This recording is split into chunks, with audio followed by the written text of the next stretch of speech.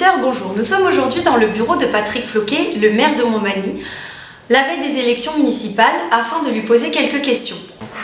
Bonjour monsieur le maire. Bonjour. Nous sommes aujourd'hui proche du 23 mars, premier tour des élections municipales, et nous souhaitons vous poser un certain nombre de questions. Vous êtes aujourd'hui le maire de Montmagny depuis 2012 et le candidat sortant aux élections 2014. Pouvez-vous nous dire qui êtes-vous? Oui, bien sûr. Je suis sur Montmagny depuis 34 ans. Je suis pharmacien, donc je suis quelqu'un de proche des habitants et de leurs difficultés. Je les connais très bien. J'ai été maire adjoint aux finances depuis 2001 et je suis élu en tant que maire depuis le 15 novembre 2012. Donc d'abord adjoint avec M. Roy, puis maire depuis 2 ans. Quel bilan faites-vous de ces différents mandats au cours de ces 13 dernières années? Alors j'ai acquis beaucoup d'expérience pendant ces 13 années. J'ai une connaissance parfaite de tous les dossiers de la ville, les dossiers les plus importants. Il faut quand même savoir que nous avons réalisé pendant ces 13 années 41,9 millions d'investissements sur les 2 mandats, dont 24,5 millions sur le dernier mandat de 2008 à 2013. On a fait de grosses réalisations comme la rénovation de l'école Frères Lumière, le pôle Pergame, le pôle culturel Pergame que nous avons rénové. On a construit 2 centres socioculturels. On a également fait beaucoup de travaux au niveau du stade Charles Grimaud. Et puis bien évidemment, on a fait de la voirie, etc.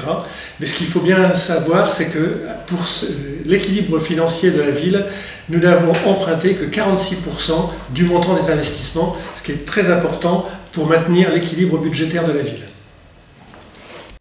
Monsieur le maire, pouvez-vous nous expliquer en quoi est si important l'équilibre budgétaire pour l'avenir de notre ville? Et qu'est-ce qu'est l'équilibre budgétaire? En effet, les équilibres budgétaires, c'est très important. Lorsque nous sommes arrivés en 2001, la situation de la ville était vraiment catastrophique. Je n'imaginais pas une telle situation. Nous avons fait faire un audit par l'entreprise KPMG pour se rendre compte vraiment de tout ce qui s'était passé et de tout ce qu'il y avait de caché à l'intérieur du budget qu'on nous avait proposé en 2000. Un exemple, au niveau des emprunts, la dette était passée en 6 ans de 9,9 millions d'euros à 14,4 millions d'euros. Rien que sur l'année 2000, il y avait eu de réaliser 1,9 million d'investissements pour un emprunt colossal de 2,6 millions d'euros. 130% du montant des investissements, ce qui est tout à fait anormal et qui ne doit jamais se passer. Aujourd'hui, j'essaye de gérer la ville en bon père de famille comme il se doit, c'est-à-dire l'autofinancement est une chose importante. Il faut autofinancer ces investissements de façon à avoir recours le moins possible à l'endettement. Il faut également penser à la stabilité fiscale, qui est une chose importante, parce qu'en tant que maire, vous m'avez confié les finances de la commune, et bien évidemment, j'ai des comptes à vous rendre, et lorsque les impôts augmentent, comme pendant le mandat précédent, pratiquement tous les ans ou tous les 2 ans, bien évidemment pour vous c'est insupportable et je me dois de vous rendre des comptes et de gérer en bon père de famille la ville de Montmagny.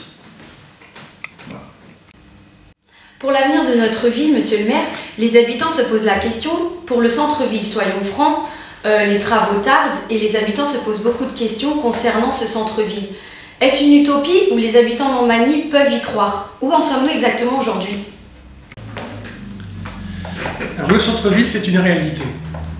Vous allez le voir d'ailleurs très prochainement, puisque les travaux vont commencer, les travaux de construction, puisque c'est un projet qui est vraiment un projet important. C'est un projet qui va changer la face de Montmagny pour les 50 années à venir.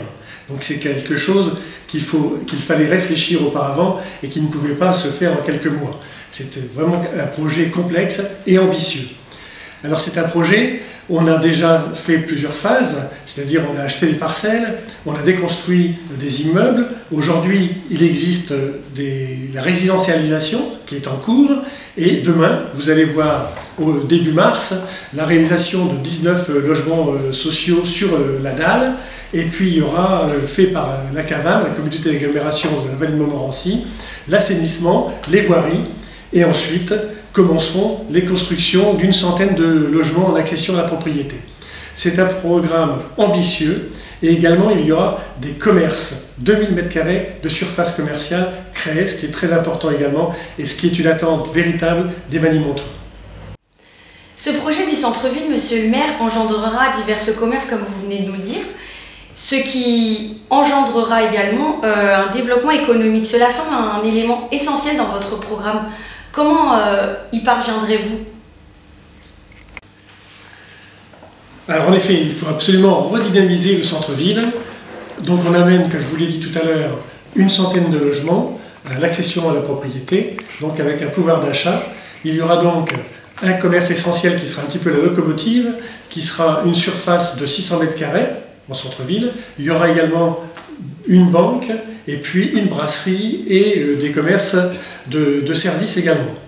Mais sur toute la ville, il y a déjà eu beaucoup de choses réalisées. Par exemple, nous avons créé avec la CAVAM 233 emplois dans le parc technologique de Montmagny et également une quarantaine d'emplois au niveau de la pépinière d'entreprise. Donc c'est vraiment des projets qui nous tiennent à cœur, surtout qu'il y a des développements en vue, en collaboration avec la CAVAM pour le prochain mandat, et je me suis entouré pour cela d'une personne compétente dans cette catégorie, c'est-à-dire une personne qui va pouvoir redynamiser l'économie et redynamiser l'emploi sur la commune de Montmagny. Vous avez parlé des divers emplois, monsieur le maire. Donc qui dit emploi aujourd'hui dit l'emploi des jeunes. L'emploi des jeunes aujourd'hui est une problématique gouvernementale, comme vous le savez. Pensez-vous que notre ville soit en mesure d'apporter une aide à cette partie de la population qui est très importante à Montmagny aujourd'hui?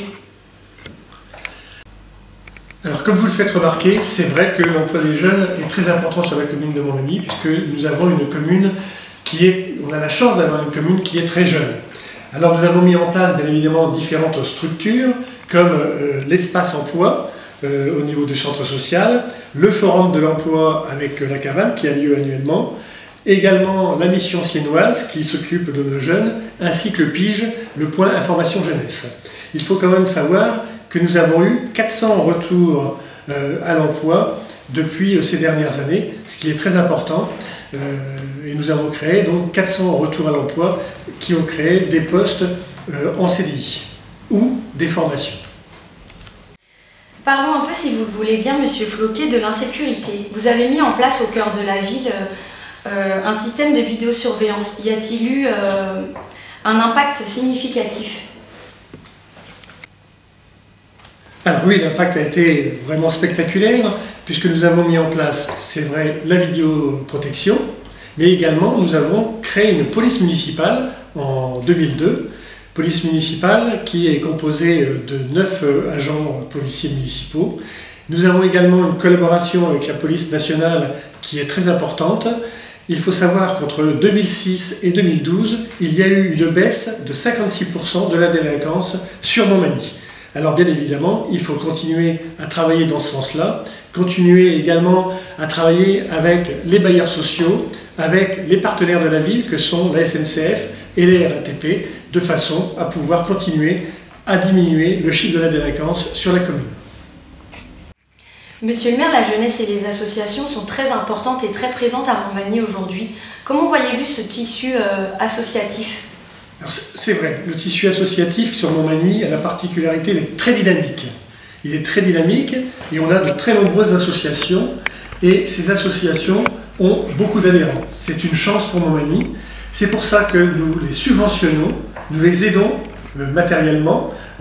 On leur met à disposition des salles, du matériel. Nous faisons par le personnel de la ville les installations de tous ces besoins que ressentent les associations lors de leurs manifestations. C'est un point très important. Nous avons également, au niveau de la politique de la ville, un soutien sur des projets spécifiques à ces associations et également un soutien financier de l'État et de la ville.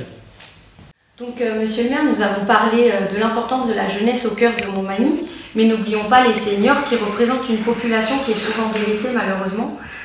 Il semblerait que là encore vous avez réalisé de nombreuses choses et que des projets pour faciliter leur développement soient dans votre programme. Pouvez-vous nous en parler davantage? Alors c'est vrai, à cette occasion, nous avons refait entièrement, nous leur avons mis à disposition un local tout neuf. Nous avons créé un repas annuel qui se fait à l'extérieur de la ville, dans un cadre très important et varié. Et puis nous avons également les colis. Nous mettons également à leur disposition des subventions pour l'association du 3e âge. Nous avons créé la tranquillité senior, nous avons créé le plan canicule sur la ville de Montmagny. Et enfin, nous avons une aide au déplacement pour aller faire les courses le jeudi matin à Intermarché. Mais pour moi, ce n'est pas suffisant. Et c'est pour ça que nous comptons dans le prochain mandat acheter une navette spécifique pour nos seniors qui marcheront. Cette navette marchera toute la semaine. Il suffira de prendre rendez-vous pour se déplacer dans différents points de la ville ou aller au commissariat de Deuil, à l'hôpital d'Aubonne ou à la sous-préfecture de Sarcelles. Donc, Monsieur Floquet, pour ces élections 2014, vous êtes face à 3 autres candidats. Contrairement à vos concurrents, vous n'avez pas encore présenté votre équipe. Est-ce un secret que vous comptez dévoiler bientôt ou pouvez-vous nous dire qui vous accompagne ?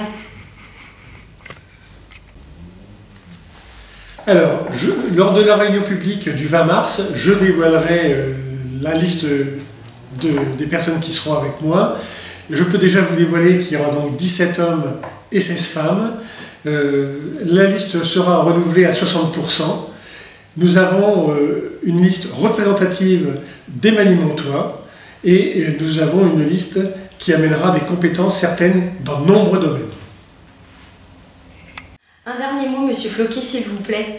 De nombreux habitants nous ont fait part de vos visites. Quel bilan tirez-vous de cette démarche? Et comment voyez-vous le résultat des prochaines élections?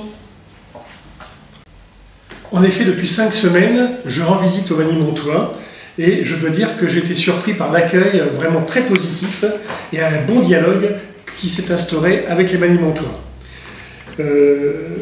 Les gens dans l'entière majorité, sont contents d'habiter Montmagny et me l'ont fait savoir. Au niveau du résultat, je reste confiant et serein, car je pense qu'il ne suffit pas de dire 10 fois le même mensonge pour créer la vérité. Et je pense donc qu'en disant la vérité, les Manimontois ont du bon sens et sauront ce qu'ils ont à faire pour le 23 et le 30 mars. Eh bien, il ne me reste plus qu'à vous remercier, Monsieur le maire, de nous avoir répondu et de nous avoir accordé un peu de votre temps qui, je pense, doit être assez chargé à cette veille des élections. Et puis bonne chance pour le 23 mars prochain. Pour notre part, nous avons pris note de la réunion publique du 20 mars où Monsieur le maire présentera sa liste. Et donc nous comptons sur vous, nous y serons présents.